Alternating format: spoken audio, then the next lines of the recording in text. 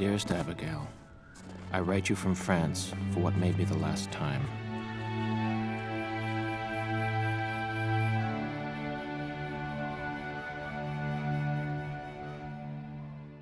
Congress, in its infinite wisdom, has chosen not to reappoint me to my diplomatic post. After 18 months away, I'll be coming home. If my letters have been restrained, it's only for fear they would be stolen by the British. But Abigail, do not doubt my love for you. It is all I have left. Your dearest friend, John. Take heart, John Adams, and don't count this adventure a failure. Thank you, Doctor, for all your kindnesses. Not at all. If I may have a word with John Quincy. By all means.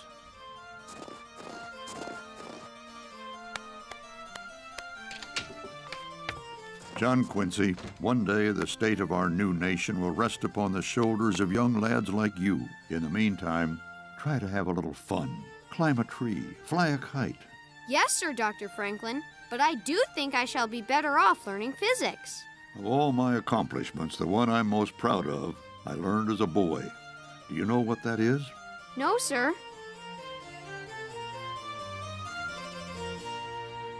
There's your physics. Remember, John Quincy, lost time is not found again.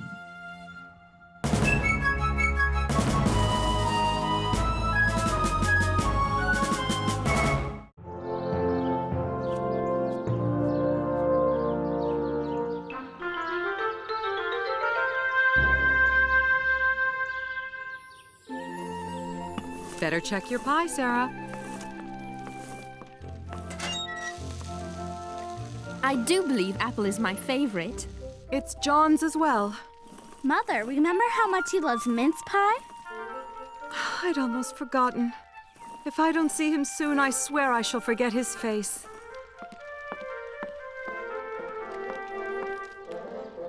How long has it been since you last heard from him? It seems like months. I don't know how much longer I can carry on without him. Why did he only send me 2 letters in 18 months when I wrote him dozens? Ow! Ow! Henri Lefebvre, that serves you right. Mrs. Adams, look! Abigail!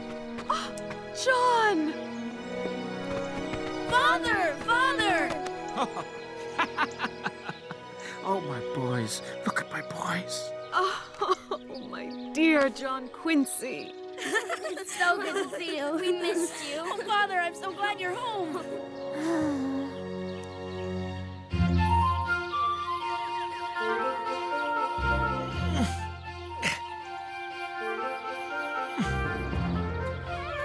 John Adams, you're much too old to be climbing trees.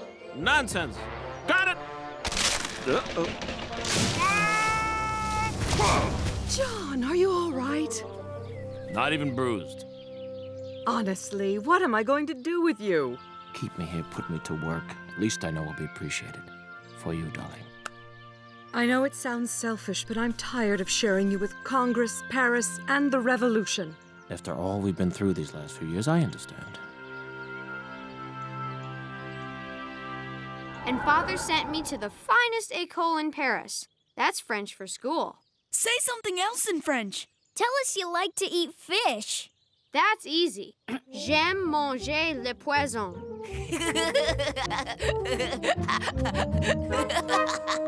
And what is so funny? You just said you like to eat poison. Did not. Did do. Le poison, poison. Le poisson, fish. What do you know? Have you ever been to school? Do you know Latin or Greek? Have you studied physics or chemistry? No, but I know how to catch birds and toads. Just as I thought. You don't know anything, do you?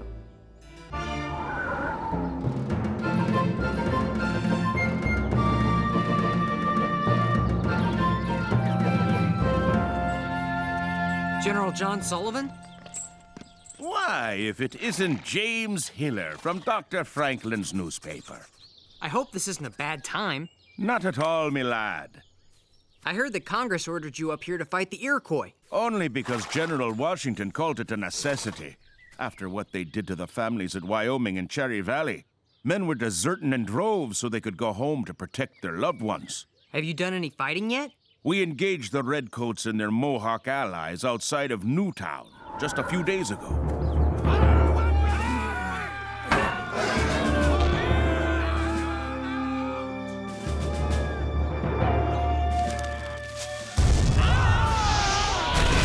Our cannons sent them running like rabbits. I was hoping we'd capture their murderer-in-chief, Colonel Joseph Brant, but so far he's managed to slip away. Joseph Brant? Aye, he's the prize. The devil that fought against us in General Burgoyne's army. He was there when they massacred all those women and children at Cherry Valley as well. How do you plan on capturing him? I have an army of 4,000 men. We'll find Brant even if it means scorching the earth between here and Canada.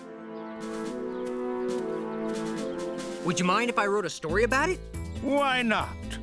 After all, it could make me a national hero.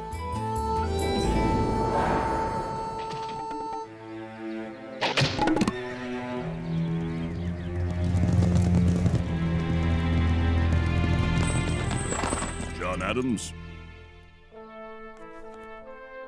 Honestly, how could he have let his clothes get into this state and present himself to the court at Versailles? Abigail! Massachusetts! Holding a convention! Drafting a new constitution! Slow down, John.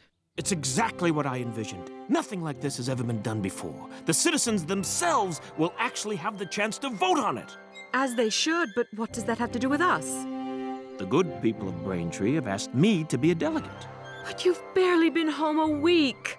The convention's close by, and I'll be only one of 250 delegates. If your country needs you, I suppose you'll need this. But you'd think she'd be happy.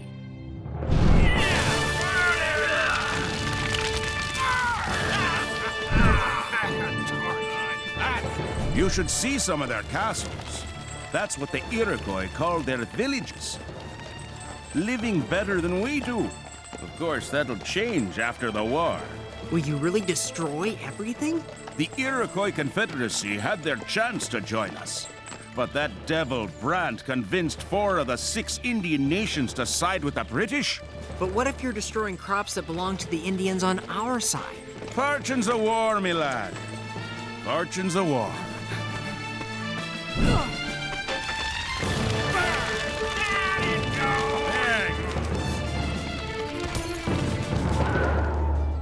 Look at it!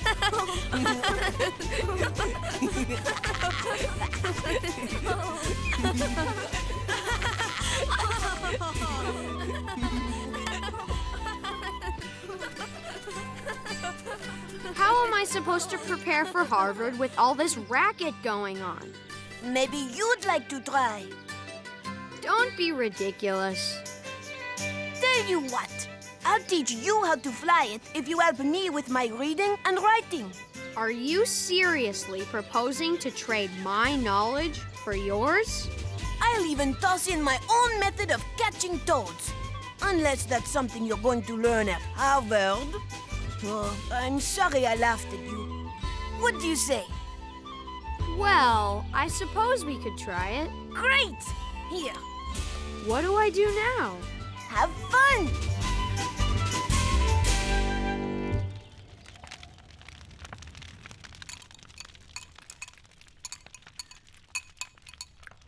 Was that you I saw flying a kite today, John Quincy? I was merely interested in the physics of it.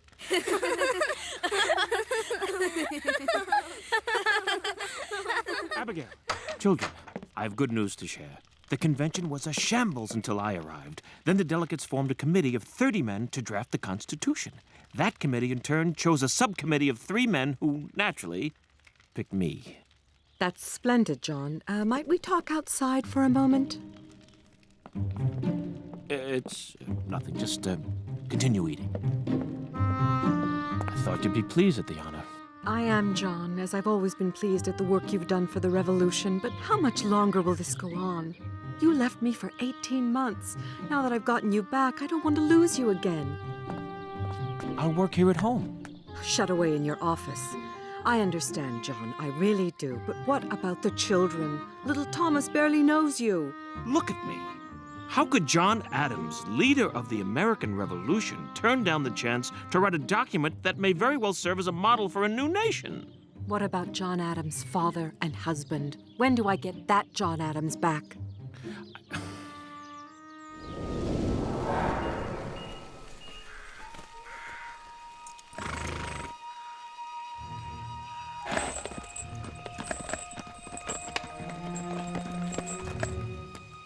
How could we have done this?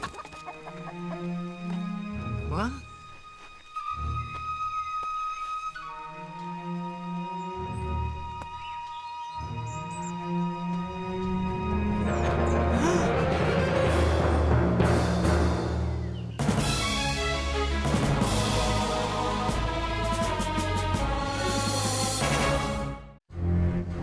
What are you doing here?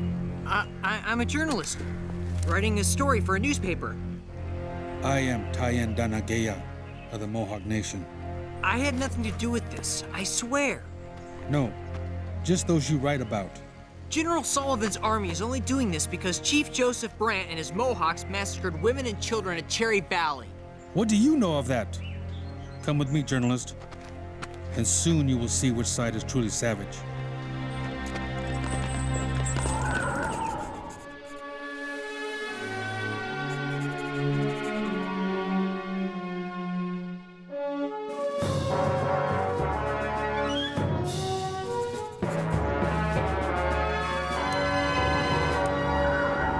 The people have always some Champion. merci, champion, whom they set over them and nurse into greatness.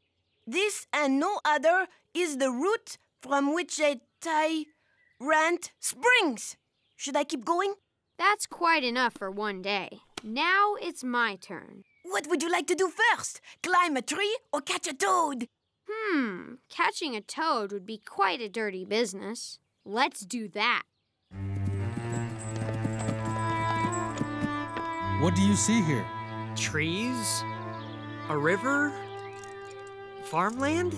You see with a white man's eyes. I look and I see the past.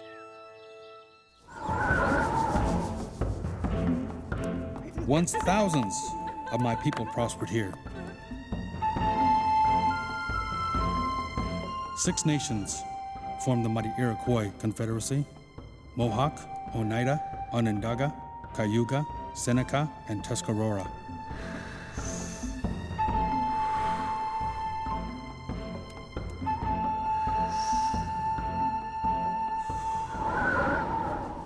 Now, because of the Bostonians, that time is gone forever. The Bostonians? That is my name for John Adams and the other American revolutionaries. The ones who seek to make of this their nation and who will take this land that was meant for all to share. Have you ever thought of writing about that? But the English are far worse. Are you hungry, journalist? I suppose. I will fill your belly with the tale of the English and Joseph Brant.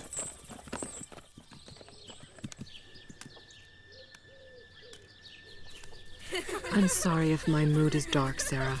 With your permission, Mrs. Adams, may I speak from my own experience? By all means. After not seeing my father for so many years, not knowing whether he was alive or dead, I had to leave him in Ohio. Then I went to England to be with my mother, only to leave her again as well. It's because of the war, Mrs. Adams, the fight for liberty.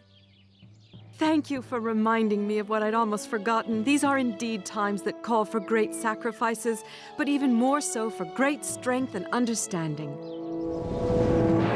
Joseph Brant was raised by an Englishman, Sir William Johnson, Britain Superintendent of Indian Affairs. Sir William brought Joseph to Connecticut, saw to his education, even married his sister. Joseph joined the Anglican Church and even translated part of the Bible into the language of our fathers. Have you been to England? No. Joseph Brant, as chief of the Mohawks, sailed there on an English ship. He saw plays by Shakespeare. He even broke bread with King George.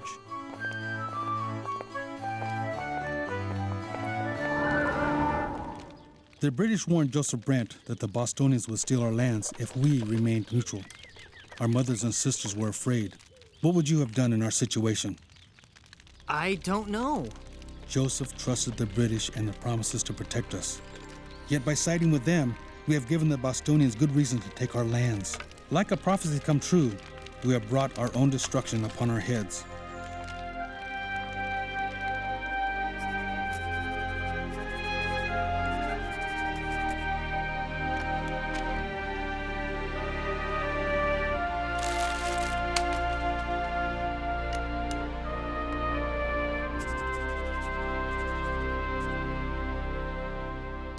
John, will you walk with me?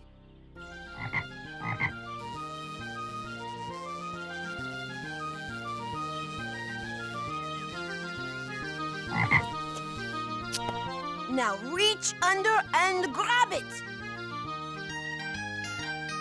Go on.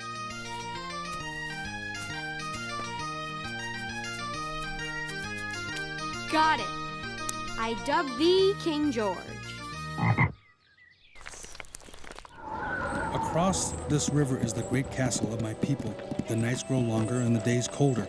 Tell me, journalist, what will my people eat this winter? Where will they live? We supplied food for the British soldiers. Who will feed us now? Oh, brave new world that has such people in it. William Shakespeare, the English playwright. Once I thought to translate his words as well. Now there seems no point. You're him. You're Colonel Brant. Why didn't you want me to know? One can only tell the truth when he has seen it with both eyes.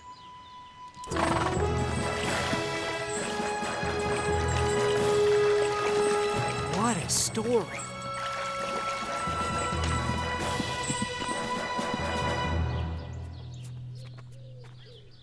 I've written about the form of government and its guarantees, freedom of speech, freedom of the press, and so on, yet something is still missing. If I may, You know how much I value your thoughts. perhaps you need to include a section that captures not just the form of government, but its hopes and dreams for our people as well. Yes! Yes! But what are those hopes and dreams?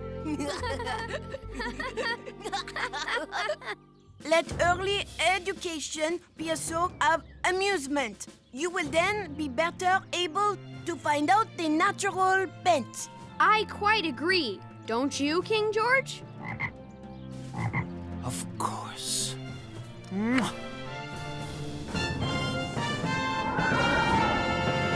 It shall be the duty of this Commonwealth to cherish the interests of education, of literature and the sciences, of public schools and grammar schools in the towns, to encourage the arts, to promote the principles of humanity and general benevolence, public and private charity, honesty and sincerity, good humor and generous sentiments among the people.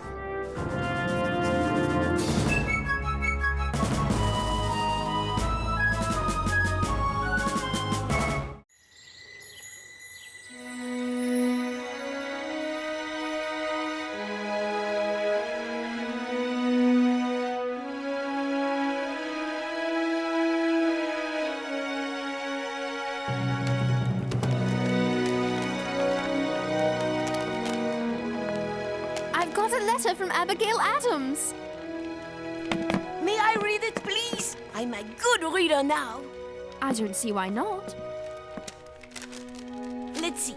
My dear Sarah, I trust this letter finds you safe and well at Dr. Franklin's in Philadelphia. Very good, Henri. The children all miss you and Henri very much. They miss me. The constant... Here, you can read this part. The Constitutional Convention unanimously ratified John's document, and the people of Massachusetts will soon vote to accept or reject it. As I write this, I must tell you how empty the House feels now. Congress wrote to John asking him to return to France to negotiate a peace treaty with Great Britain. Without so much as a word to me first, he accepted. Charles is old enough to go with him now. John Quincy, however, wanted to stay here with me. I told him these are times in which a genius would wish to live. It is a time when great character is formed. Thank you, Sarah, for helping me remember that great necessities call out great virtues. All will be well.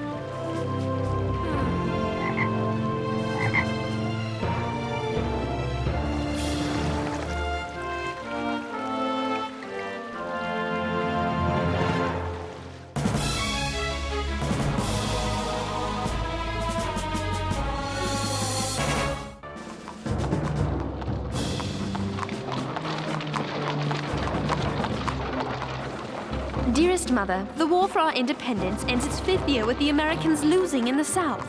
The British took Charleston, and with it, over 5,000 American soldiers. From his stronghold in New York, British Commander General Clinton controls the coast. Only the fortifications at West Point stop him from using the Hudson River to cleave the states in two. General Washington tries valiantly to gain ground in New York, but we are at a stalemate. To make matters worse, there is constant talk of spies. Just the other day, James told us of his conspiracy theory. Sarah! James says there's only one explanation as to why things are going badly for General Washington. And what might that be, James? Spies. Spies? What proof of that could you possibly have? What happened when General Washington planned to attack Sir Henry Clinton in New York? Nothing happened. Exactly. Because of Clinton's sudden countermoves that could only have taken place if the English had secret inside information. Makes sense to me. If James were correct, which I hope he is not, the spy would have to be someone in a trusted position close to General Washington. And I cannot imagine who could be so disloyal to such a noble person and such a noble cause.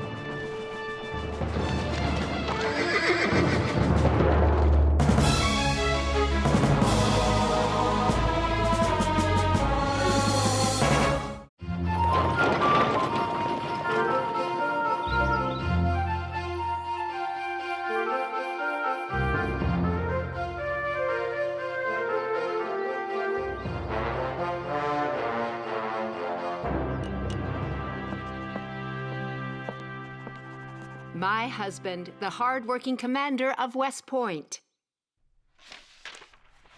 All thanks to being wounded in the service of America and never rewarded for it by Congress. When Congress sees fit to investigate me while rewarding the likes of General Gates, they corrupt the ideals of the Revolution.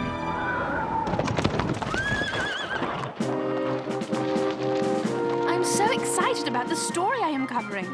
General Benedict Arnold, the hero of the Battle of Saratoga, is in command of the strategically important West Point. So? So, I was there at Washington's headquarters when he got command. Benedict, I have great news. I would like you to take command of the left wing of my army. It is too great a prize for one as unworthy as I. Nonsense. You earned it. There is no general more valiant leading his men in the field of battle. I cannot, as much as I wish to, accept so high an honor. I am afraid the old wounds will not allow it. My leg is too bothersome to allow me to ride, much less endure the hardships of battle. You are too good a friend, Benedict, and too valuable a general to be wasted in Philadelphia. Perhaps I could serve in another capacity, one less strenuous than a field command. I can't think of any. West Point. Excuse me, General, it's just the command of West Point is available, and you yourself have spoken of its importance. True. With it, we control the Hudson River and keep the British bottled up in New York City. Lose it, and the British are free to travel the Hudson River. Then I'd best put my best general in charge to secure the fort and the war. The job is yours. You do me a great honor. Let's see. A story about Benedict Arnold sitting around commanding a fort versus one about spies on Washington's staff. At least my story isn't a figment of my imagination. We'll see what you think after I get back from talking to Colonel Livingston.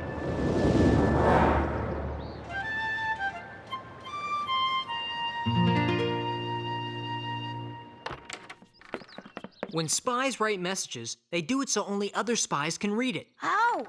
Sometimes they use invisible ink. Oh, I love invisible ink. It shows up when you heat it. Right. Others use a piece of paper with holes in it. See? If you read only the words you can see in the holes, you get the secret message. Sometimes they write their message in coded numbers that refer to a specific page, sentence, and word in a book. The person who gets the coded numbers has a copy of the same book. Oh, so they use the numbers to find the words, and voila! It spells out the secret message. Then there is the mask letter. Anyone reading the regular letter doesn't know there's a secret message hidden in the writing. How's it work? Simple. The spy knows he's only supposed to read what he sees inside the cutout. In this case, an hourglass. Magnifique! But I will invent the unbreakable Henri code. Paper, paper. I need paper! Colonel Livingston! What do I know about spies? That's a good question. For one thing, I know they like to sneak back and forth across the no man's land between our outposts and those of the English army. Who controls the no man's land? Two groups from opposing sides. The cowboys for the English and the skinners for the Americans. They sound scary. They say they're helping our cause by intercepting suspicious persons who might be coming into New York. I'd like to meet these skinners. Maybe I can learn something about spies from them. Personally, I think they're most interested in stealing money from travelers. But if you're determined, I'll give you a pass for safe passage. What's this gibberish? Excusez-moi, I was practicing my secret code.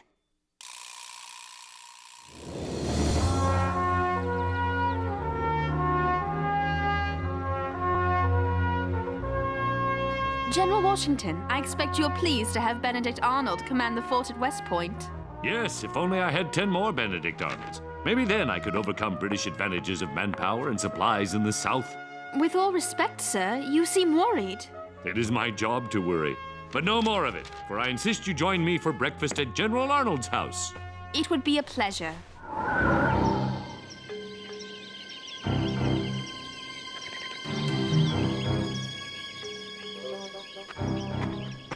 I've got to relax. I'm sure I will come across a skinner before I meet a cowboy.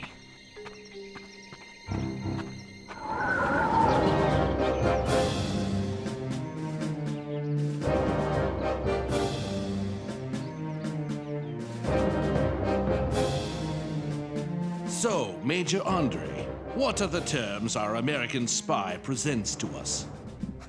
One moment, please, sir. There. I finished deciphering the letter.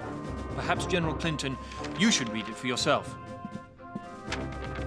So, he wishes to meet you in person at Sheldon's headquarters in Lower Salem, with you disguised as John Anderson. Sir, with all due respect, this is an unacceptable risk. Should I pose as John Anderson, as he suggests, and be captured, I'll not be treated as a prisoner of war, but as a spy.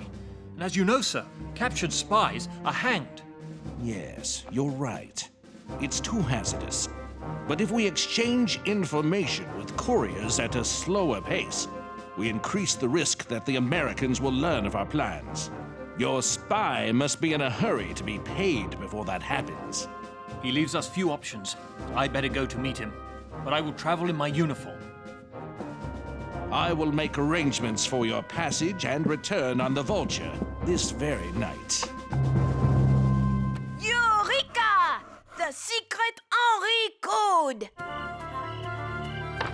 Colonel Livingston, I am almost finished. Want to try and break my secret code? Not now. We spotted an English ship on the river off Teller's Point. I ordered my cannon to fire when they get into position. I'd say they're there. There! We're spotted!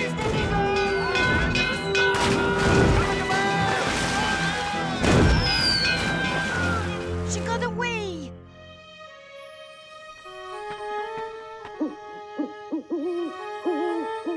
Just an owl.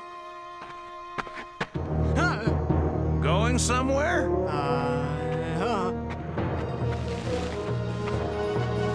Come, lads!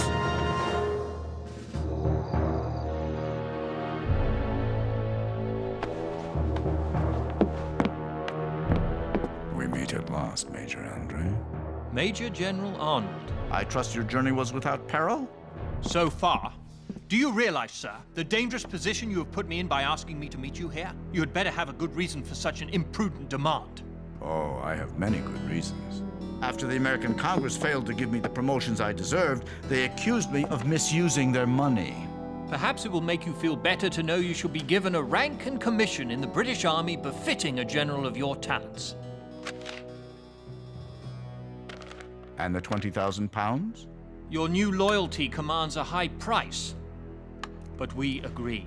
Thank you. Sadly, I find myself deeply in debt due to some ill-fated business ventures and my wife's lavish lifestyle. My regards to your wife. I have not had the pleasure of seeing her since our occupation of Philadelphia. Ah, yes. Peggy never really lost her fondness for the crown and Mother England. She is not alone in her affection for His Majesty. There are a great many loyalists. And I expect there will be a great many more when they hear of my defection.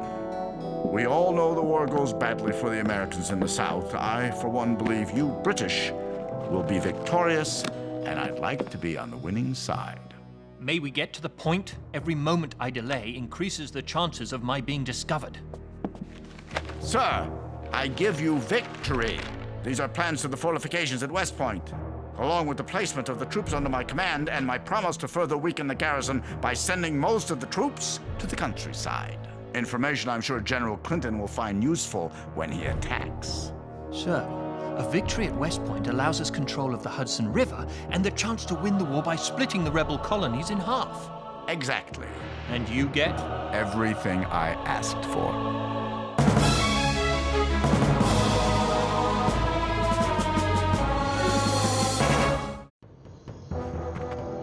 Who be ye? Loyalist or patriot?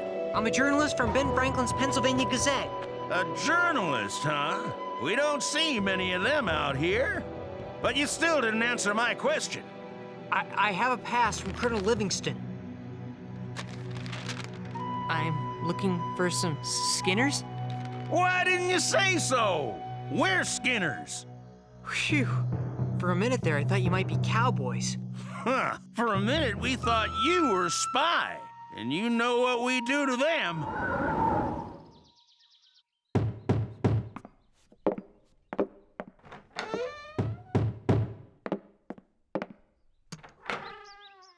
Major Andre. My ship, the Vulture, sailed without me. She was driven upstream by American troops. You shall have to return to the British lines by traveling overland. General, are you mad? I'm behind the American lines. Your lines. No longer. When I gave you the plans to West Point last night, I would say that I officially switched sides. The point is, I'm wearing a British officer's uniform. How long do you think it will be before I'm spotted?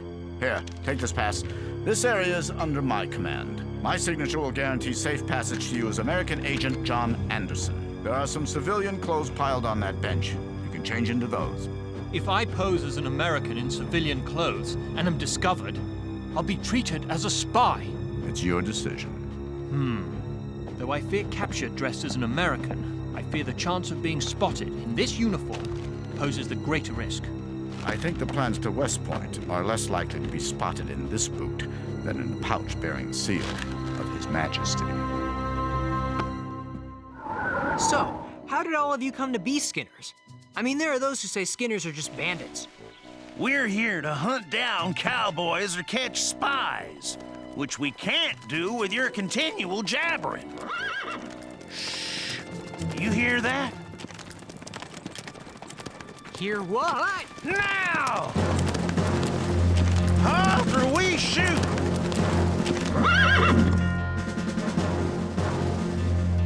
I am a British officer. I trust you are cowboys loyal to the king and will let me pass. Well, you're wrong, Redcoat. We're Skinners, loyal to America. We're hunting cowboys and spies. Oh, well, I just said I was a British officer because I thought you were cowboys. By your Hessian jacket, sir. Oh, this? I was a prisoner a few days back. I grabbed it when I escaped. Actually, my name is John Anderson, and I'm an American. I have a pass signed by General Arnold.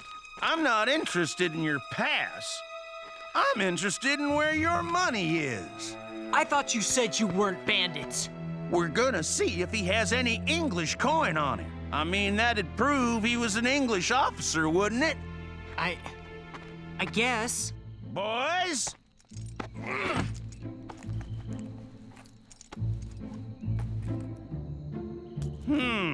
A gold and silver watch, but no money. Check his boots. Gentlemen, there's no need to look.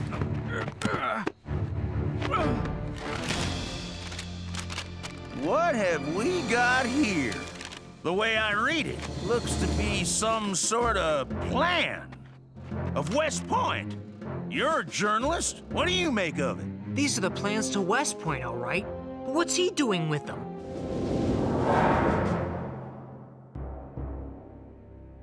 Your suspicions were correct, Paulding. These are plans of West Point, and there appear to be notations telling how to render the fortifications useless. Paulding, I want you to take this man, these papers, and this message to General Arnold. I'm sure General Arnold can straighten this out. Not so fast.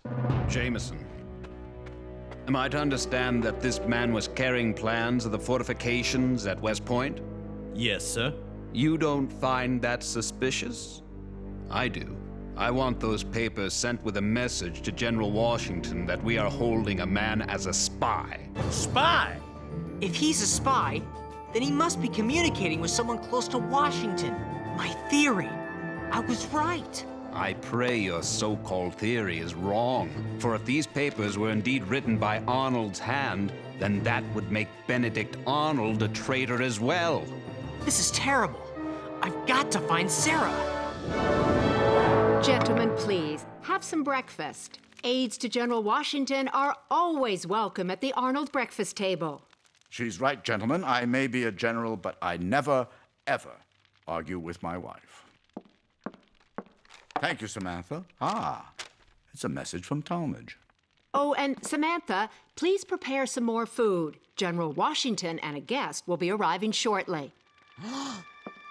Benedict, what is it?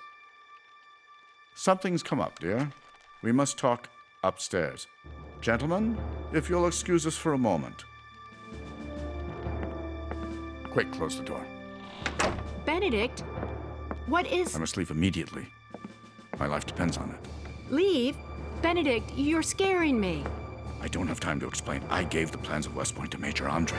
What for? John's involved with you in something? Yes, he's been caught. It won't be long before Washington learns I've betrayed America to the British and they come to arrest me. This is terrible. What should I do? So you know nothing of any of this.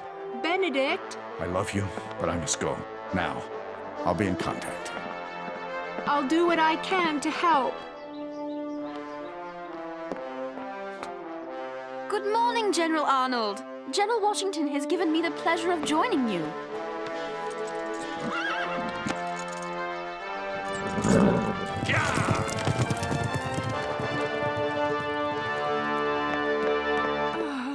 What's happened? It must have been the eggs in the pancake batter. There, I'm feeling better already. Why did General Arnold ride off just now? Sarah! The spy has been telling the British everything? It's Benedict Arnold!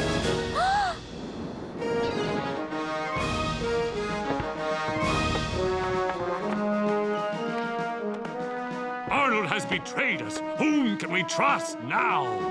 Selling the plans to West Point for 20,000 pounds. I want the army on marching alert.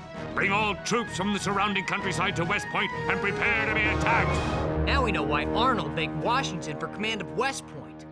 He even spread our soldiers out to make them vulnerable to attack. All the lives he's jeopardized. All the people he's betrayed. General Washington who supported him. His men who died for him. And you, Sarah, you traveled with him. You respected him. I was inspired by him. He seemed so thrilled when I told him I'd become a patriot. I wonder if he'd already become a traitor. Is that what I am, James? A traitor to my country? This is your country. Why is it noble for me to turn to the American side, but evil when he defects to the British? You did it for liberty. Arnold did it for money and ambition. And he didn't care who would suffer or die so he could get them. Yes, I did it for liberty. And I write for liberty too. I've written many stories for the Gazette about General Arnold. And now, James, for liberty, I shall write another.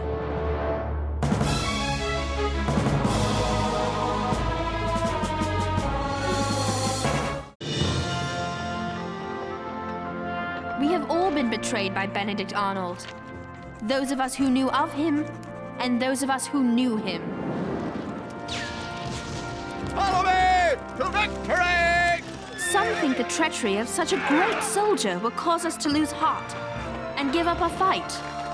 But I know it will not, because we do not fight for Benedict Arnold.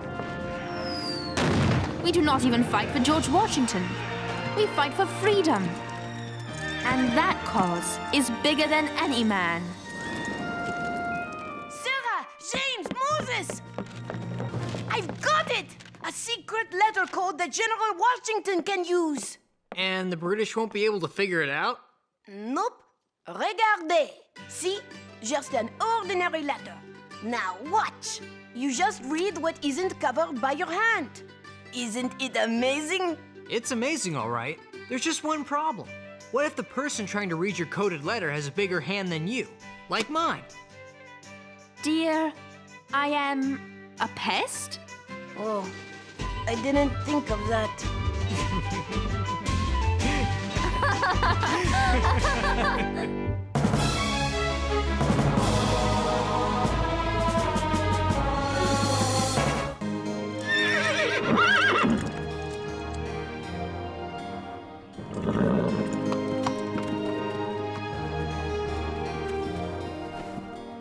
Dearest Mother, it feels wonderful to stop and rest upon my return to New Windsor to cover events at General Washington's headquarters. I just left James and Henri in Newport, Rhode Island.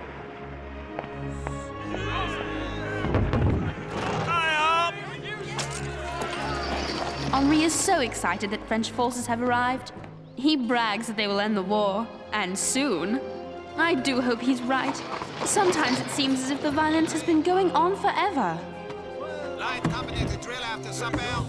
James thinks he can use Henri's help speaking French when he meets General Rochambeau, the commander of the French army. He told Henri he could go with him, as long as Henri promises to behave himself.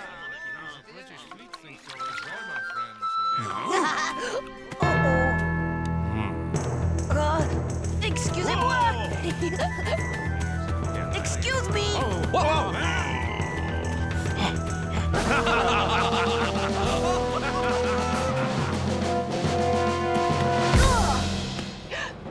And who have we here?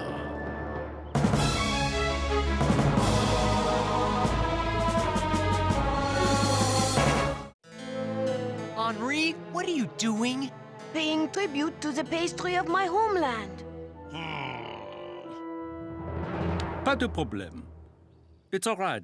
Return to your duties. Merci! So, you are French? Oui! Is this young man a fellow journalist, James? My apprentice, and he humbly apologizes for his actions, sir. An apprentice who speaks French? Perhaps he might be interested in reporting firsthand how the British fleet has our navy blockaded in the harbor? Would I? I mean, oui, mon général. I've been waiting for a chance to prove I'm as good as James. I guess he deserves the chance, General. I will make arrangements immediately. Whoa! Driver, is someone shooting at us? Sure looks that way, ma'am. It's a band of armed Tories. I'm Robert Shirtliff, Light Infantry, Massachusetts 4th Regiment. You best come with me to safety. Well, I'm not so sure. All right. Armed Tories here? Yes, ma'am. There are folks in New York still loyal to England. Oh. They help the British by attacking us where we don't expect it, behind our own lines. It's our job to stop them. Is that how you got that scar on your forehead? Yep, from a loyalist saber. You were cut by a sword? You don't even look old enough to shave. Shh, they're getting close.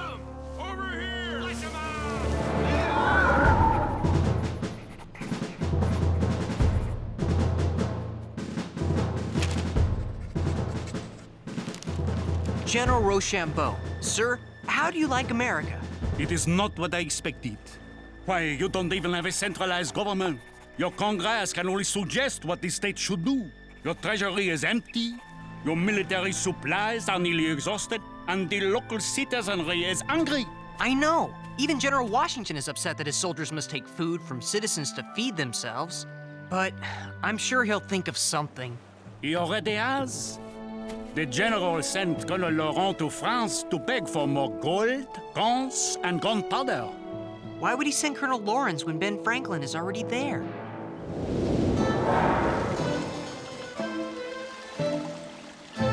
Côte de Virginie, may I present Congress's special envoy, Colonel John Lawrence of South Carolina. Bonjour, Colonel. And good day to you, sir. Dr. Franklin has told me of how unfailingly the French Foreign Minister of Finance has supported our cause.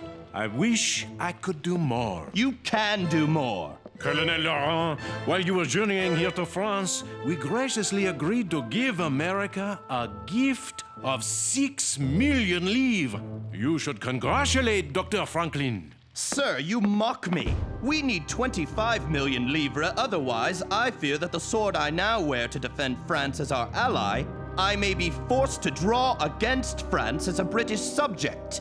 If I am to be insulted in this manner, I'm afraid I must take my leave.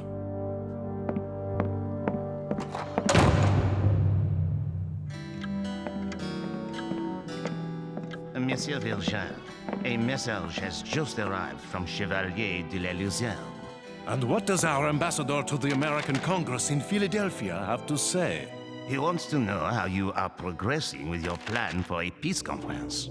Shh! The Americans know nothing of my plan to betray their fight for liberty by going behind their backs to end the war with England. Colonel Lawrence, a spoonful of honey will catch more flies than a gallon of vinegar. Are you suggesting I apologize? In a word, yes. I cannot. We need that money. Don't you understand? General Washington sent me because he believed a soldier could explain to them that we are at the end of our tether, and now or never our deliverance must come. Colonel, I am 75 years old and suffering from a severe attack of gout. I am afraid that I do not have the energy to pursue an action I cannot win. I will write Congress that I have secured the 6 million livres and add to that my resignation. How many Tories do you think are out there? I can't tell yet. The Tories are right behind us, Robert.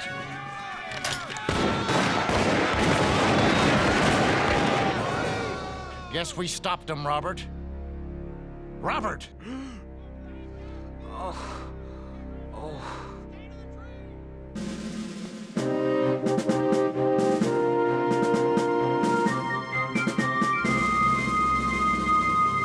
Rochambeau said that to you? We're disorganized and ill-prepared to fight? In so many words, yes.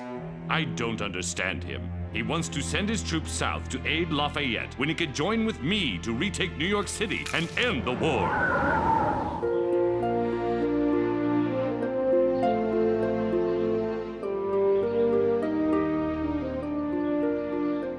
Robert, you've got to let the doctor examine you. The shot is still in your shoulder. I don't want any doctors operating on me. I've seen too many men die after surgery. I'll handle it myself. I don't know what your story is. Treating your own wound? I don't know if you're brave or foolish.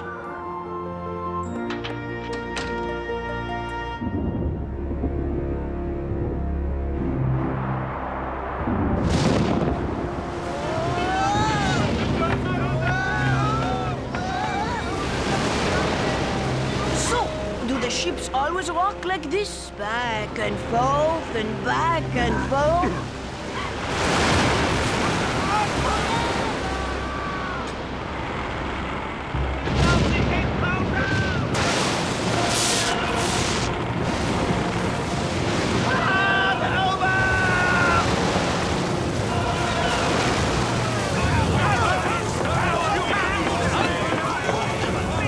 Run them out smartly. Report.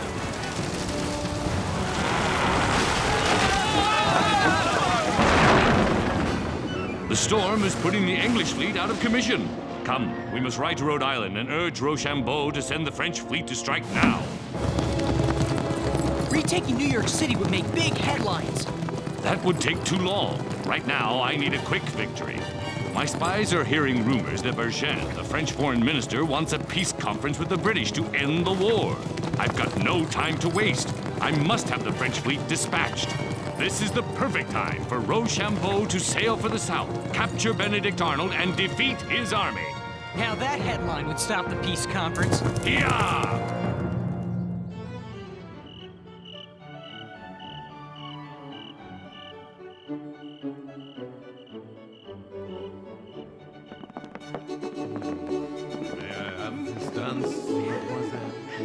French officers are so gallant. I too am aware of the rumors that de Vergennes wishes to make peace with the British. Then why do you waste 2 days honoring me with these balls? It takes time to properly feed ships for a successful mission. Robert, are you all right? Robert? Hello, is there a doctor out there? Yes, I'm Dr. Barnabas Binney. I was talking to Robert, and all of a sudden he stopped talking and started sweating. Symptoms sound like malignant fever. It's all over the camp. Is he going to be all right? I'll check his heart. What?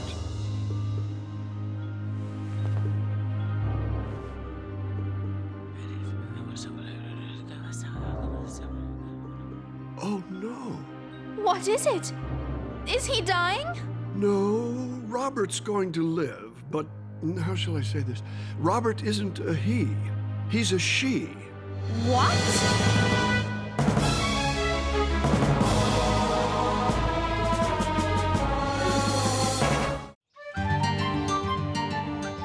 Dr. Binney thought it would be better if you recovered from your wounds here in his house, away from prying eyes. So while the doctor figures out what to do about a young soldier who everyone thinks is a man, but really is a woman, why don't you tell me your whole story? Where should I start? How about with your real name? My name is Deborah Samson. Deborah, why would a woman enlist in the Continental Army? Heck, I was tall as most men, just as strong too, and I wasn't afraid to shoot a gun, so why shouldn't I fight for my country? I guess I was always kinda unconventional. See, my father went off to sea when I was a very young girl, and my mom was too poor to care for 7 kids. So I worked from the age of 10 to 18 as an indentured servant. Indentured? You mean forced to stay and work, not able to leave until your mother's debt was paid off? Yes, that's exactly what I mean. And I'll tell you one thing, working in the fields made me strong. After my chores were done, I taught myself to read, Sarah. I read every book I could get my hands on. I must have learned a lot, because when I turned 18 and earned my freedom, they hired me to be a school teacher. But I didn't think women were supposed to be school teachers. I caused quite a stir, and I'll tell you something. I really did love teaching. I guess not following the rules just comes naturally to me. And since the Army doesn't accept women, you enlisted as a man. Well, I sure tried. Timothy Thayer? Yes, ma'am.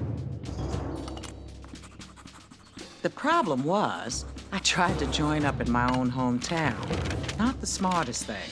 Timothy Thayer, huh? Well, I only know of one person in this town that holds a quill that way, because of an injured finger on her left hand. And that's the school teacher, Deborah Samson. They caught you and you tried again? Why? Well, I just turned 21 and I didn't want to just get married. And I wanted to fight for my country. To all brave, healthy, able-bodied young men. I knew the Army was hard up for soldiers, so I went to a town further away and enlisted there. How on earth did you go unnoticed by the other soldiers? It was hard. They teased me about not shaving, so...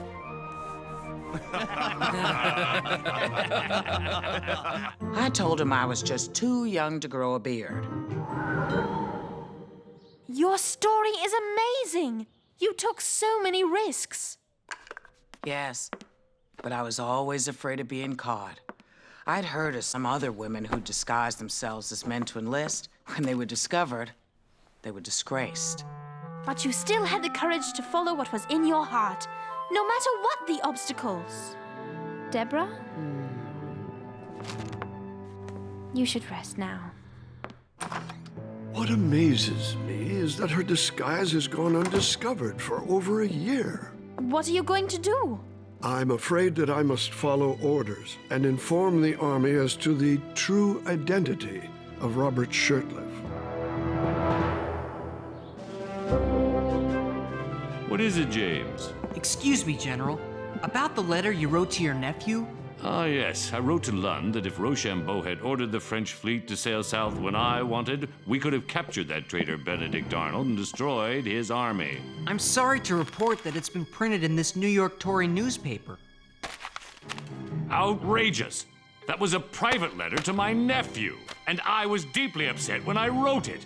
Now everyone, including Rochambeau, is going to read it.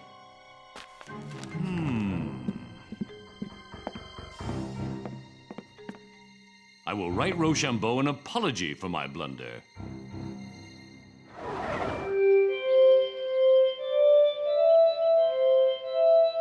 Dr. Franklin, your genius for inventions never ceases to amaze me.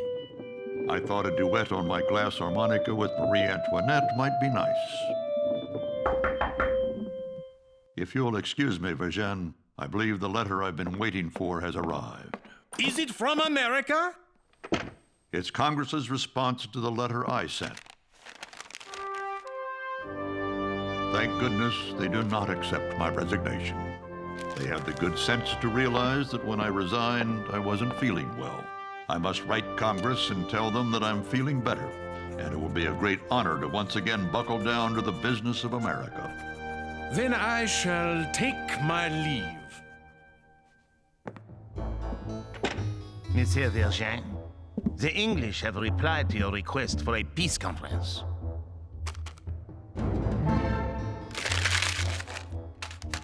There will be no peace conference. The English refuse to attend. Why?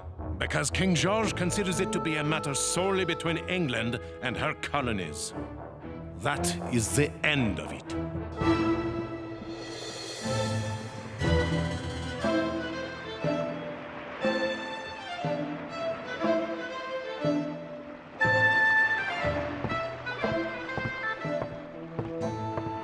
Pardon, where do the sailors sleep? You must be Henri. Follow me. I'll take you to your bunk.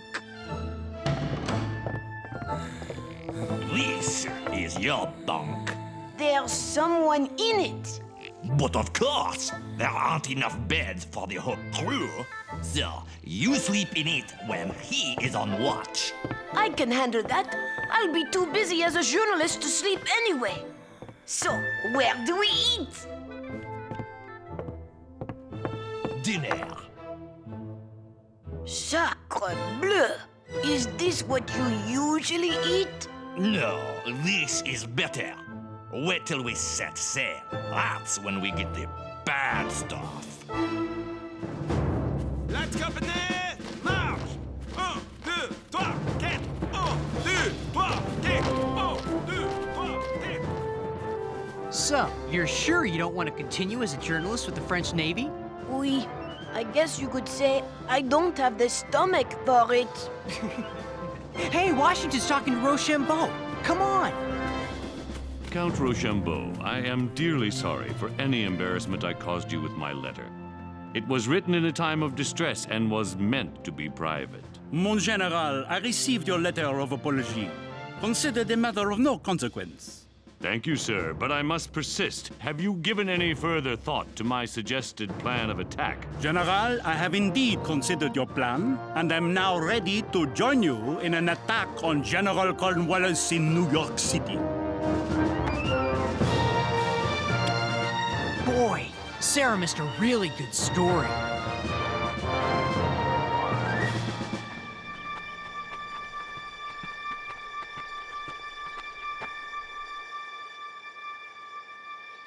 know I'm gonna be disgraced. But what you did shows how dedicated you are to the cause of liberty. But I'm still worried they'll put me in jail for dressing as a man. Deborah Samson, also known as Robert Shirtliff. Because you impersonated a man and enlisted against military policy. Here it comes. It is my honor to note your extraordinary instance of female heroism by discharging the duties of a faithful, gallant soldier. And therefore, I present you with an honorable discharge from the Continental Army of the United States, Light Infantry, Massachusetts 4th Regiment.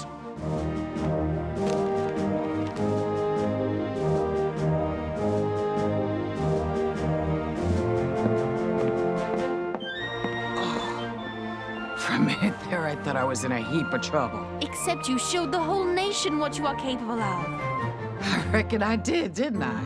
So, what will you do now that this adventure is over? I guess I'm just gonna have to find me another one.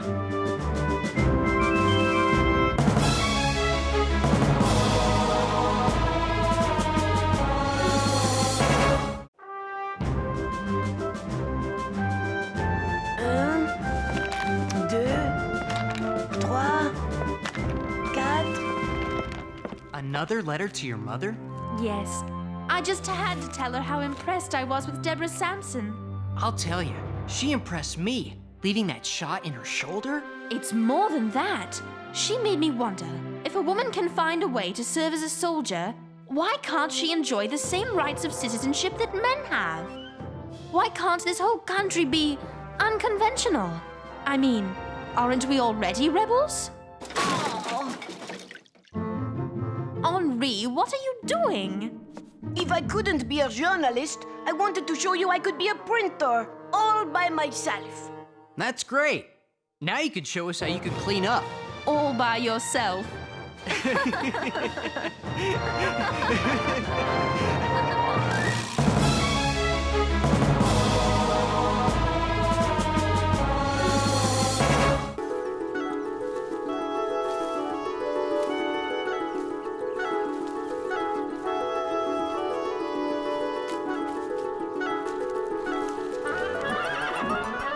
General Greene, being appointed to command the Southern Army is quite an honor.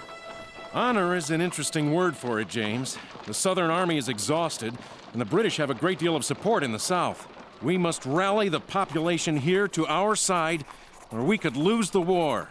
My greatest hope is that the governor of Virginia will provide me with much-needed men and supplies.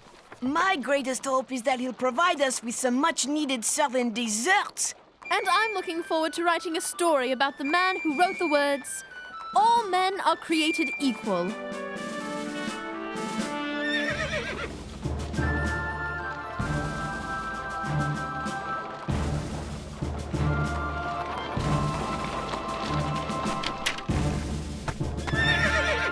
The governor's mansion! Just think, in a few minutes I'll be talking with Thomas Jefferson. How do you address the author of the Declaration of Independence?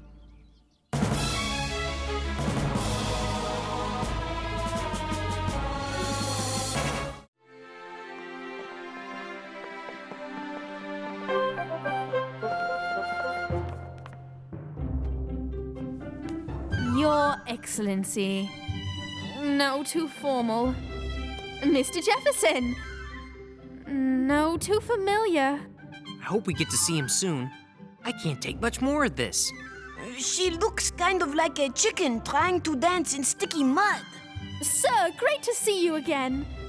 Ah, that's better. The governor will see you now. Sir, great to see you again. Sir, great to see you again. Sir, great to see you again. We met before, in Philadelphia, you remember? Oh, maybe you don't. I was disguised as a chambermaid and I stole some of your trash. Well, I didn't really steal it. After all, it was trash and I was just doing some investigative reporting. And I was investigating you. No, that's not right. I was just trying to find out what goes on in that brilliant mind of yours.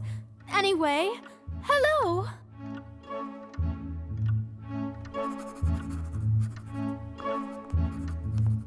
James, tell me that wasn't perfectly awful. It was better than I could have ever hoped. Forgive me. I was jotting down a thought about developing free schools that all our nation's children could attend. A pleasure, General. Sir, great to see you again. Whoa! And you must be Henri. Henri Richard Maurice Toutois Lefebvre, from France.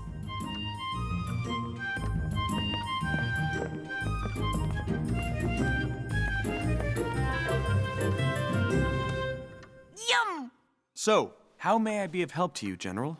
Governor Jefferson, the British are preparing for a large-scale foray into the South. I'm not surprised. Most Southerners are country folk whose main concern is earning their daily bread. They don't care which side they're on in the war. Quite so. Here's the situation we face. This half of the desk is the Carolinas, this half Virginia. You're here. The traitor Benedict Arnold is off the coast, and Cornwallis holds strong British positions at Georgetown, Camden, Winnsboro, and 96. Oh yes, and here is the small force Horatio Gates has left me. A force I have not yet had the pleasure of seeing. I will take my forces to the Carolinas. If we don't stop Cornwallis there, he will drive north and crush Virginia. Governor, I'll need Virginia militiamen and weapons if I'm to have any chance of preventing Cornwallis from winning the South. I evened things out. Now it's a fair fight. Yours is a difficult position, General. I will help you the moment I can, but right now I have no weapons to give you, and all my militiamen have served their required time and gone home. I'm afraid I can be of no help, General Greene.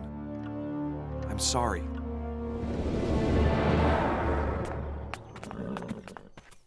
Soldiers can be asked to serve additional time, but cannot be forced to do so. The idea of a people's army is unfathomable. I admire what Governor Jefferson is saying, sir. Giving men the right to choose whether they will or will not fight sounds to me like freedom. But we're in a war, Sarah. We won't have any freedom if we have no soldiers. You do have a point, James. General, I hope you are successful in North Carolina. And James, Henri, I'll keep you up on events here in Virginia. In the meantime, I plan to find out how Thomas Jefferson found the inspiration to write the Declaration of Independence. I hope you don't end up as disappointed in Governor Jefferson as I am. Be well, Sarah. Be safe.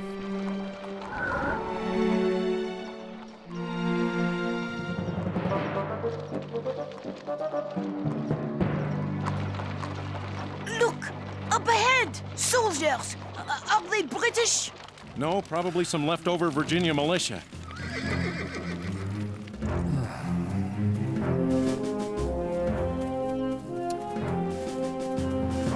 I am General Nathaniel Greene. Who's your commanding officer? General Horatio Gates, sir.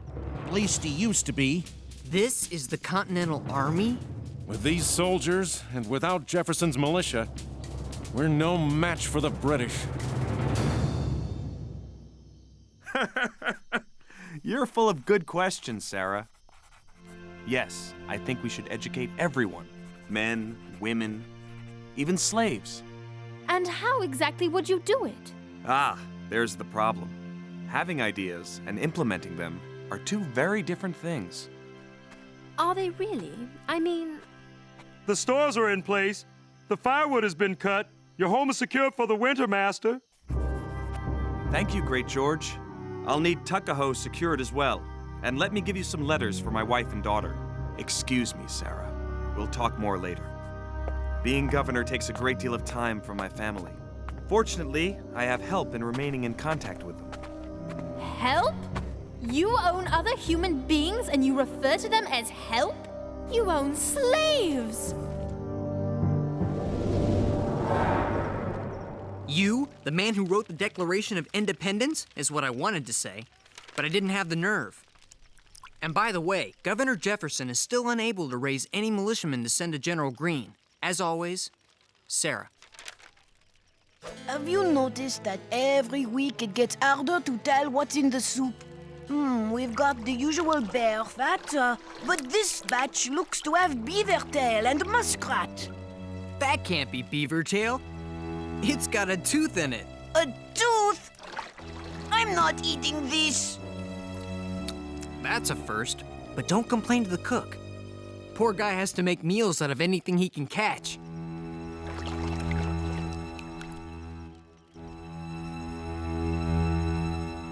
There's only one way we can even hope to beat Cornwallis. Beat Cornwallis? Half the men aren't well enough to walk. Shh, come on.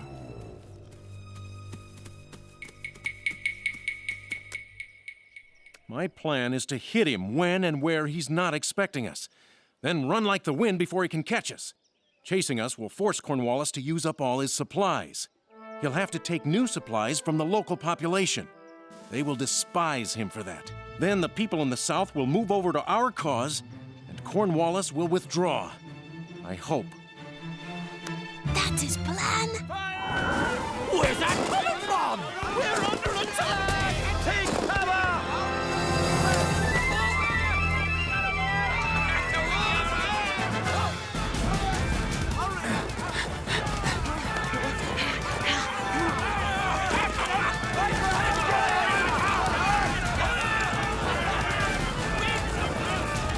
Dear Sarah, I don't know if General Greene's plan to get the British to chase us all over the Carolinas is helping us win the hearts and minds of the population, but I sure am getting to see a lot of the country.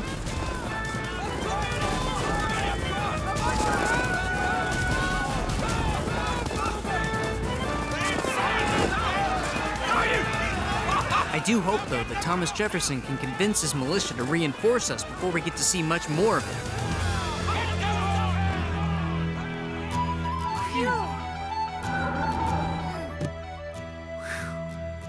But Sarah, how are you? Have you finished your interview with Thomas Jefferson? I can't wait to read it. No, James. What can I possibly ask him that wouldn't be horribly disrespectful? Governor, would you please tell your slaves about how all men are created equal? And on top of it all, Benedict Arnold is attacking from the north. Oh, that traitor! James, we are forced to evacuate Richmond.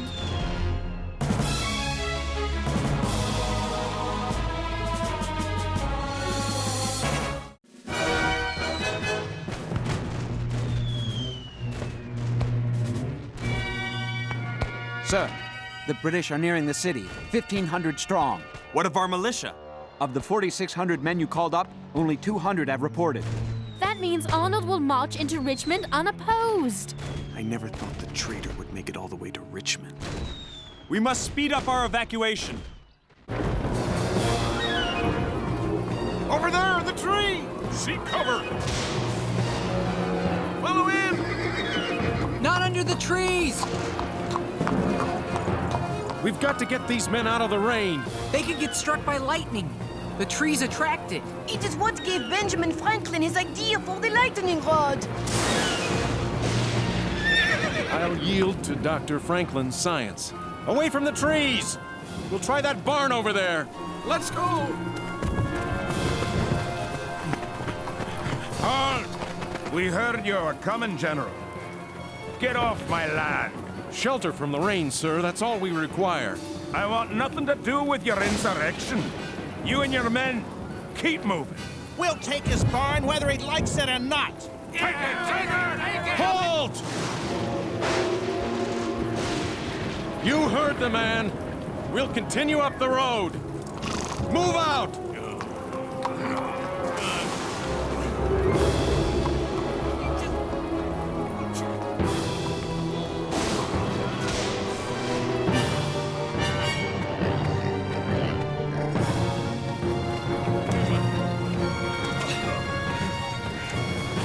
James? What? I don't think this strategy, always running from the enemy, is working. That's because you don't understand General Greene's brilliant tactics.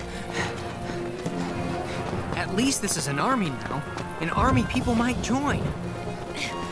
An army that can't feed its soldiers or keep them dry? Oh, sure, I'd join that army.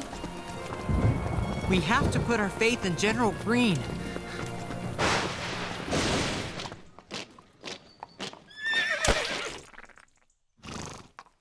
General Cornwallis, sir. All signs indicate that the enemy passed through here only hours ago.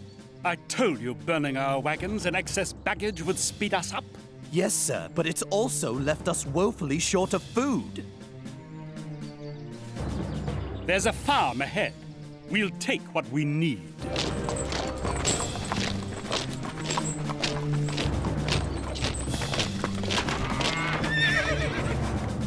No, stop! You can't do that. No!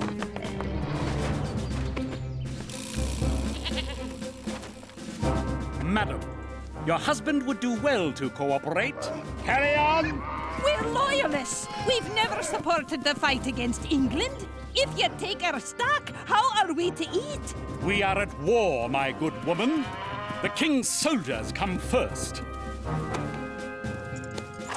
I have every confidence you will survive this inconvenience. Move out!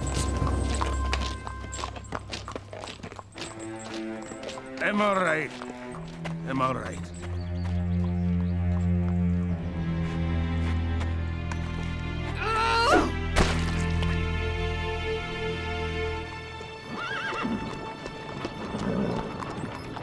Dear James and Henri, the British have withdrawn to Portsmouth, and we are returning to Richmond. Prior to our evacuation, Governor Jefferson had finally made some progress toward convincing the Virginia legislature to provide men and supplies for General Greene. Now he must start all over. And as for my interview with the governor, it will instead be an expose revealing his awful hypocrisy on the issue of slavery. I'm sorry to be the bearer of bad news. Sarah. James, are we ever going to eat tonight? I found some hickory nuts, a hunk of ox jerky, and, well, I think this was a squirrel. Get that thing out of here. Hey, that was hard to find. Is food all you ever think about? I was just... There's more to this war than filling your belly. I'm sorry, James. Wait, Henri? I'm sorry. It's not you. I just found out there are still no reinforcements coming from Virginia. So the army's gonna have to keep running. Just like in New York and New Jersey, just like in Philadelphia, just like they've been doing for the whole war. General Greene says if we make it across the Dan River tomorrow, the running might be over. So what? You were right. His plan's not working. It's not winning anyone over to our cause. What am I supposed to tell the people who read our newspaper? Tell them our forces are so thin that General Greene does not want to risk their lives in an uneven fight. And tell them that the food in the South is not what it's cracked up to be, unless they like squirrel.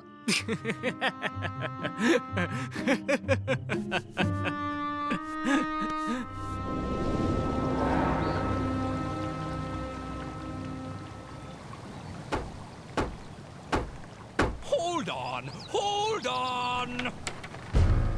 I need to get my men across the river, and quickly. If the British catch us here, we'll be destroyed. Where are the fords? Fords? Yes, the best places to cross the river.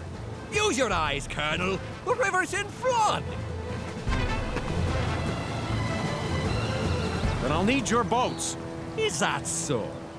British or Continentals, you boys are all the same. Think you can take whatever you want? Well, I know you're not going to send my boats back. That's just be giving the redcoats a way to cross the river. So, you're going to have to pay for them before you can take them. That's only fair. I'll make you a trade. You will? I'll give you 20 horses for your boats. Good ones. Why am I just watching? This is a great story.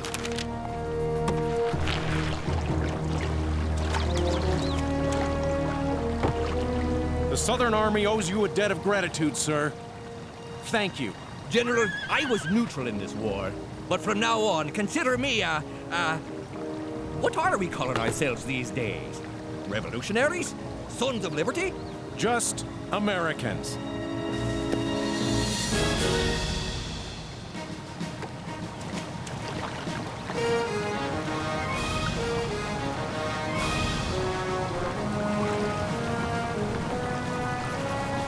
Maybe we'll win their hearts and minds after all.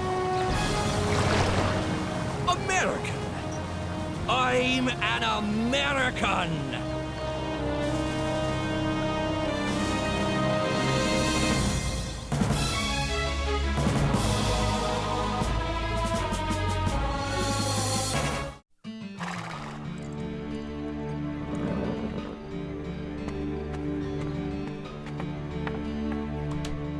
I'm disappointed that the legislature has once again refused my call for more militia, but I can't say I'm surprised.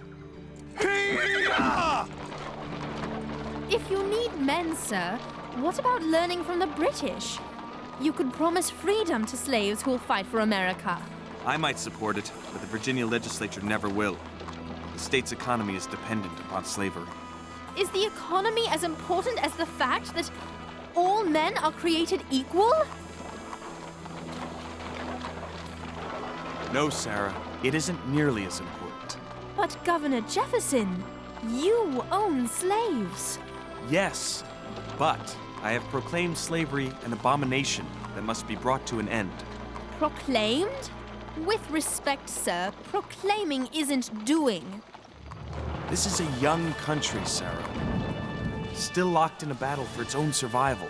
There are countless issues to be addressed, limitless problems to be solved. Slavery is one of the biggest. And Sarah, we will solve it. Do you view me and my colleagues as great men? Yes, sir, I do. Well, we are great. Great with human flaws, as well as human hopes. I doubt there's a man among us great enough to see the horror of slavery eliminated in our lifetime. I've tried, and I will keep trying. And if we cannot correct this abomination, then those who follow us shall. Take courage in that. Governor Jefferson, I must confess.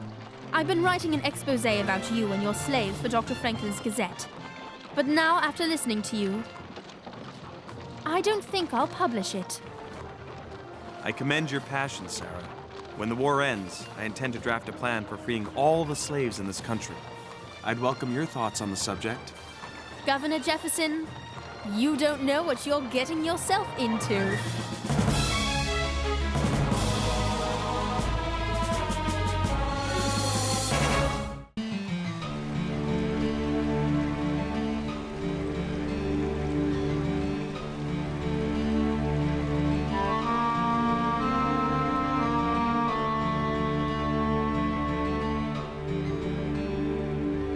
I have always thought that one person of ability may accomplish great things for the world if he first forms a solid plan.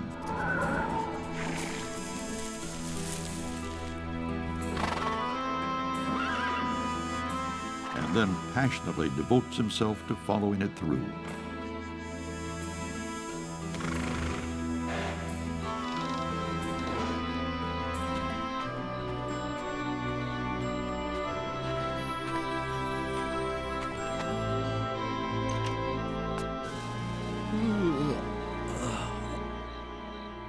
Huh? What is it, James? Master, do you believe in freedom? You know I do. I'm a patriot. I believe in this new country. General Lafayette left here only yesterday. I would like your permission to join him. Then I'll come back if I survive.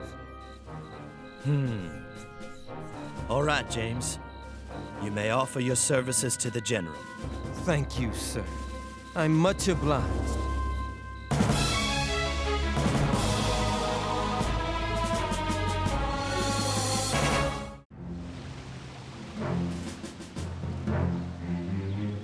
Without a navy, we can do nothing decisive. With it, everything honorable and glorious. General Washington, when do you think the French fleet will get here? I expect General Rochambeau knows when Admiral de Grasse will grace us with his company, but our good ally is not saved. If the ships would arrive, we could take New York and end this war. The French haven't even come through with support for Lafayette, one of their own. Yes, General Knox. The poor Marquis races through the Virginia heat with barely 1,200 hungry men, trying to stop that traitor from burning more homes to the ground. Benedict Arnold. Pillaging my state. If only Lafayette could capture that traitor. I want the traitor. I want Arnold alive to face the justice he deserves. I would like to face General Arnold too, to ask him if he no longer believes all his lofty words about freedom. But we are powerless, running like rabbits from place to place. Where are our French troops? Our ships? Ships?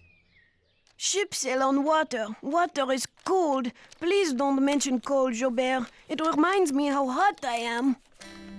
Write this to Washington, please. Your Excellency. Now that Lord Cornwallis has joined Benedict Arnold here in Virginia, I am not even strong enough to get beaten. I must find other means with which to fight. I remain supremely confident of our ultimate victory. But, sir, I am running out of men, supplies, and ideas. Henri, you're in the presence of a general and a lady. Get dressed.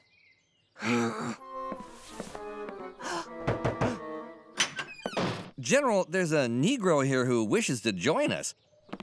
Bring him in. Who are you, my friend? James, sir. What is your last name, James? My master's name is Armistead, so that is my name, too. How do you think you can serve our cause, James Armistead? What are your skills? Sir, I am invisible. Huh? I'm a black man. Most white folk don't look at me. They don't think about me. They don't care about me. They don't fear me. Do you have any use for an invisible man?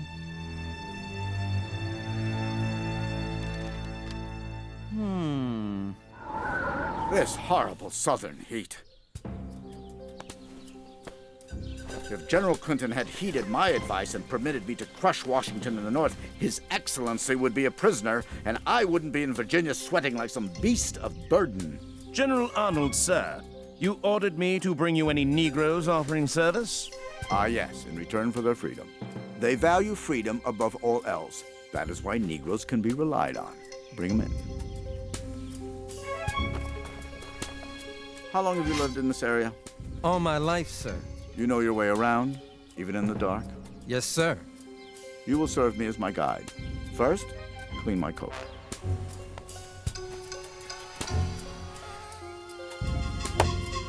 And I do hope you have a talent for killing mosquitoes. Lieutenant, I shall not wish to be disturbed tonight. Now and then I enjoy being alone with the trees, the crickets, and the frogs. I find it my sole opportunity these days for contentment and calm. If and only if there is a matter of extreme urgency, you will find me by the pond, just outside the northeast end of camp, relaxing.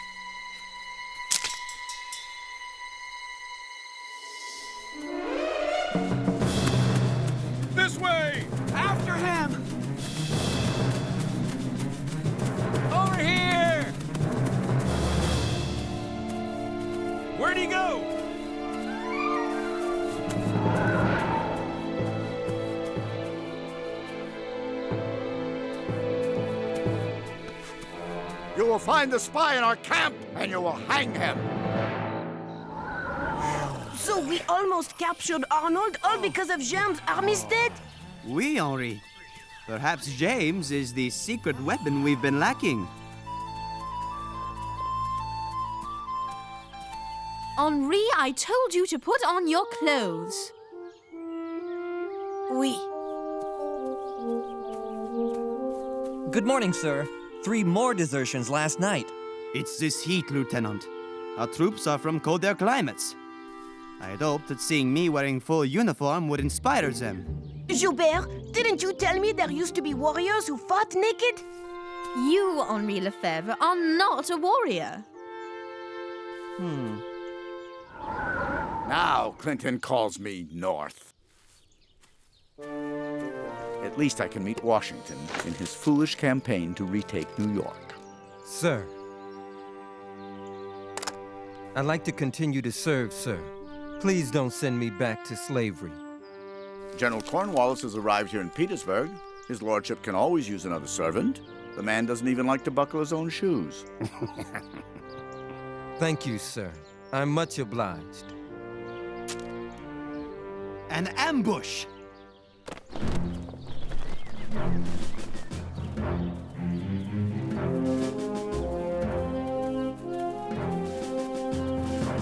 Captain Wayne, we wouldn't have lost any of your brave men at James River if we had intelligence of Cornwallis's plans.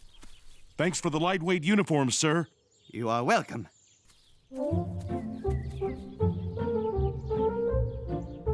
And now these rumors Cornwallis will be moving. But where? When? Must have sent you back a lot of money, sir. It was my pleasure.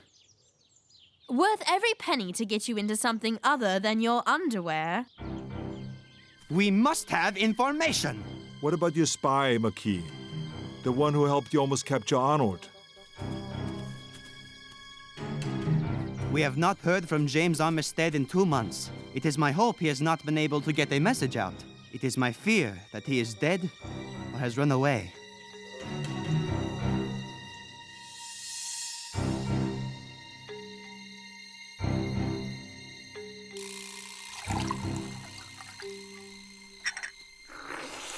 I asked the spies, "Sir, do you have any last words?" "Yes, sir," he answered. "But if I told them to you, they wouldn't be mine anymore." More pie? Ooh.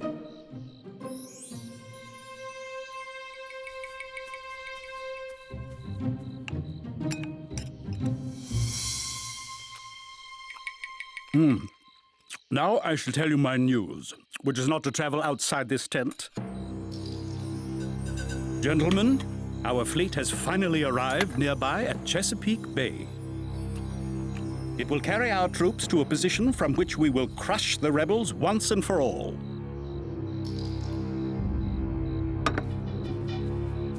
We do not yet have orders as to where that position will be. Thank you, gentlemen, and good night.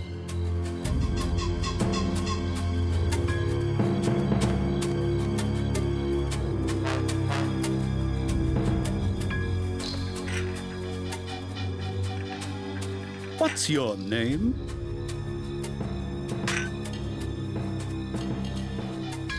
James, sir.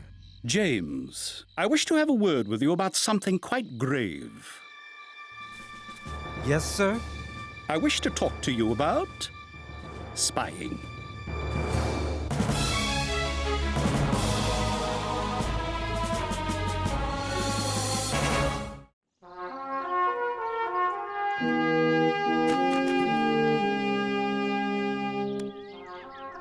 Lafayette had me write a letter to Washington for him.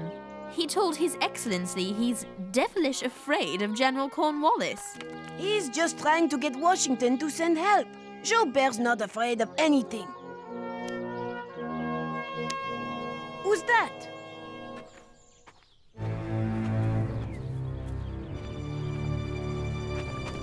James Armistead!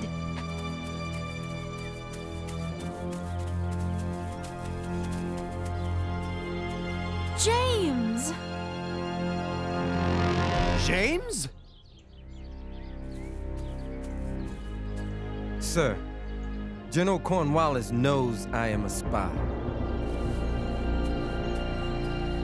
Then how is it, James, that you are still alive? I am a spy for General Cornwallis.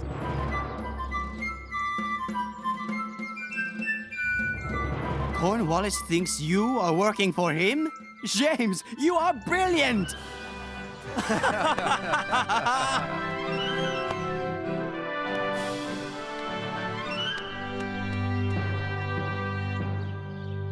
Cornwallis is expecting General Clinton to send some of the British fleet to the Chesapeake Bay with troops and supplies. But where will these ships take the British troops, mon ami? If Cornwallis knows, he is insane, and he's careful with his maps and papers. But I'll find out, sir. I swear I'll find out. You be careful, James. Now that Lord Cornwallis thinks you are spying for the British, you are in more danger than ever. It's only fair that I give you a chance to change your mind and never again return to the English camp. No one will think any less of you, my brave friend. I'll need some phony papers to give Cornwallis. You shall have them. But not quite yet. And now that we have finally received the orders containing our army's real destination, you, James, shall take these orders to Lafayette with a false destination to lead him astray. Tell him you took them from my pocket when I was drunk. Yes, sir. You shall have your freedom and more. You Negroes take care of me, and I shall take care of you. James, is tea ready? Another minute, sir. Then, Lieutenant, let us enjoy 60 seconds of fresh Virginia air. This slave could make defeating the rebels significantly easier. Ah, it's lovely outside. Now, Lieutenant, we must use this particular spy very carefully. Don't you feel like taking some air, too? I'll watch things here.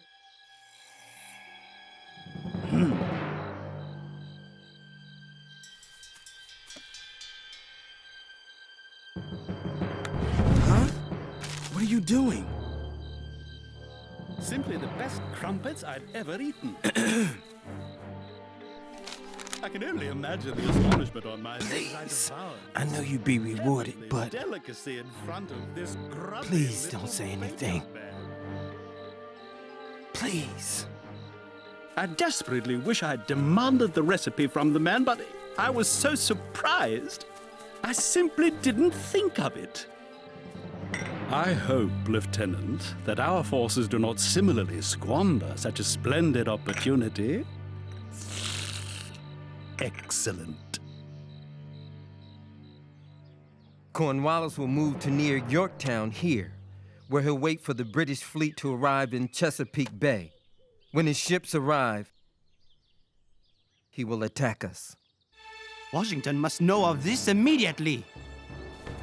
James, how did you learn this? I was very nearly caught, General. I would have been put to death for treason if not for an African soldier fighting for the British. A man named Cato. Cato? Isn't that the name of Moses' brother?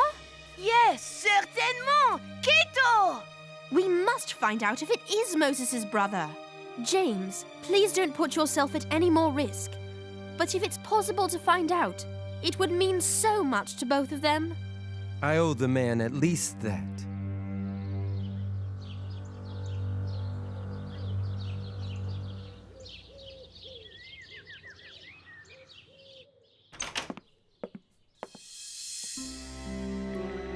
General Rochambeau lied to me. Our French fleet is headed for Chesapeake Bay in Virginia, not for New York as Rochambeau promised. My plan to take New York is ruined, but this might provide us with the opportunity we've been waiting for. We know Cornwallis is at Chesapeake Bay, sir. Yes, General Knox, at Yorktown. Admiral de Grasse will have 29 warships and 3,000 troops. Here, our army and Rochambeau could march south and join Lafayette on the other side of Yorktown. Here. We would then be surrounding the British by land and by sea. So the army marches south. It could be the huge victory we've been hoping for. Yes, James, it would certainly lead to a great victory, or a devastating defeat. The risk would indeed be grave. What if the march to Virginia in the heat decimates our troops? What if the French ships never reach Chesapeake Bay and leave us without naval support?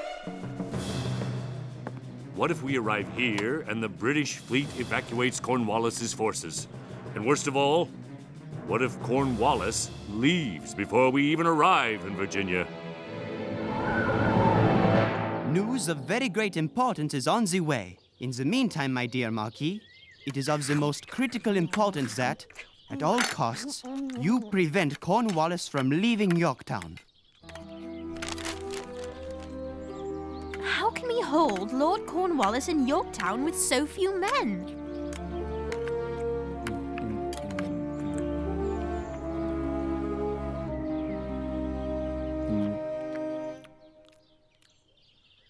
Sarah, please write back to His Excellency. I hope you will find we have taken the best precautions to lessen his lordship's chances of escape. Yes, sir.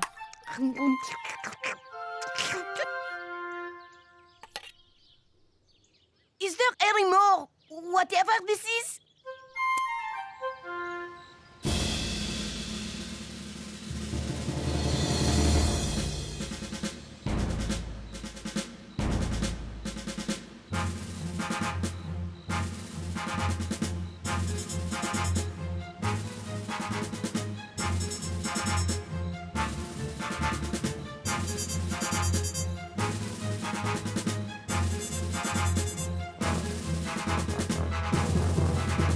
These plans you recovered were clearly intended for a large new rebel force on its way here. To reinforce Lafayette. Fine work, James. So we shall indeed remain here at Yorktown until our fleet arrives. I want you to gather my senior officers back here in 20 minutes. Cato. What? Do you have kin named Moses? Moses? My brother.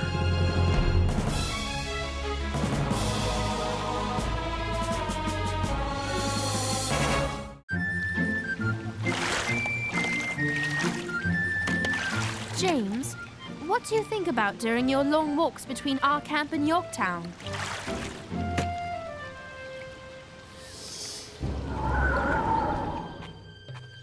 The petition of James, a slave belonging to William Armistead.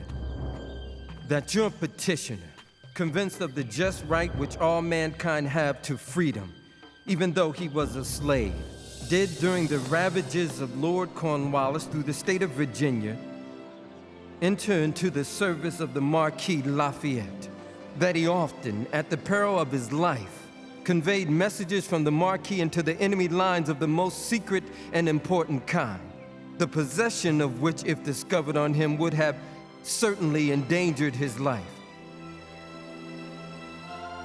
That for this duty, he should be set free, and his master paid for the loss of a valuable workman.